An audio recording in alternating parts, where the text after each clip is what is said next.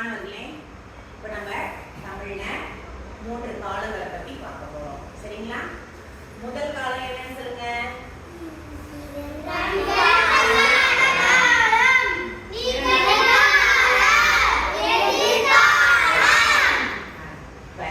இறந்த காலம் அப்படிங்கிறத நம்ம பார்க்கணும்.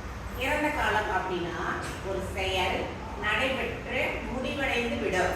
அது மீண்டும் நமக்கு வராது. அந்த செயல் மறுபடியும் நம்ம கொண்டு வர முடியாது. அந்த காலத்துக்கு தான் நம்ம என்ன சொல்றோம், இறந்த காலம். உதாரணத்துக்கு, காலையில் நான் உணவு சாப்பிட்டேன், காலையில் நான் உணவு உண்டேன். மறுபடியும் அதை சாப்பிட முடியுமா? சாப்பிட்டு இருக்க முடியுமா? முடியாது இல்லையா? உங்களுக்கு உணவு, அதாவது உணவு சாப்பிட்ற பொருள் பிடிக்கலையா? அதனால தான் உங்களுக்கு நான் அதை சொன்னேன்.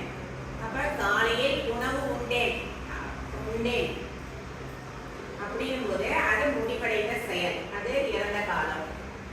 நேற்று கடைக்கு சென்றேன் அப்படிங்கிறது என்ன காலம்? இறந்த காலம். நேற்று அப்படின்னு சொல்லிட்டாவே என்னது? இறந்த காலம். சென்றேன், அது இறந்த காலம். ஒரு செயல் நடைபெற்று முடிந்துவிடும். அந்த செயல் மறுபடியும் நம்ம செய்ய முடியாது, முடிவடைய முடியாது. அதை நம்ம இறந்த காலம் அப்படின்னு சொல்றோம். அடுத்தது பாருங்க, நிகழ்காலம். ஒரு செயல் நடைபெற்று கொண்டிருக்கும், முடிவடையவில்லை, நடைபெற்று கொண்டிருக்கும். எடுத்துக்காட்டு, நான் ஒரு ஆசிரியர் கற்பித்துக் கொண்டிருக்கிறார். இப்போ என்னையே எடுத்துக்கோங்க. ஒரு ஆசிரியர் பாடம் கற்பித்துக் கொண்டிருக்கிறார். நம்ம என்ன பண்ணிட்டு இருக்கோம்? பாடம் நடத்திட்டு இருக்கோம். முடிஞ்சிருச்சா? கிடையாது. இது என்ன காலம்? நிகழ்காலம். இது நிகழ்காலம். சரிங்களா? புரியுதா?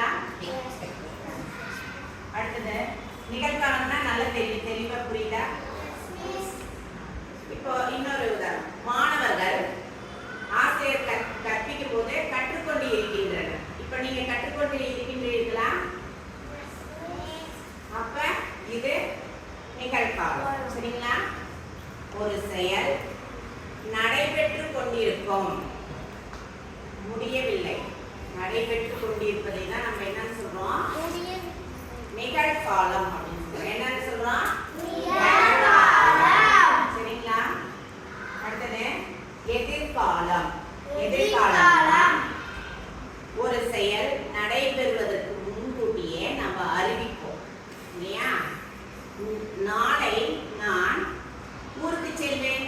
எவ்வளவு சந்தோஷமான விஷயம் இல்ல உங்களுக்கு? நாளை ஊருக்கு செல்வேன் அப்படிங்கறது உங்களுக்கு ஒரு சந்தோஷமான விஷயம் இல்லையா? ஊருக்கு போறது ரொம்ப பிடிக்கும் தானே? நாளை எனது அப்பா கடைக்கு கூட்டி செல்வார். இது ரொம்ப பிடிக்கும் தானே உங்களுக்கு? கடைக்கு கூட்டி வருது.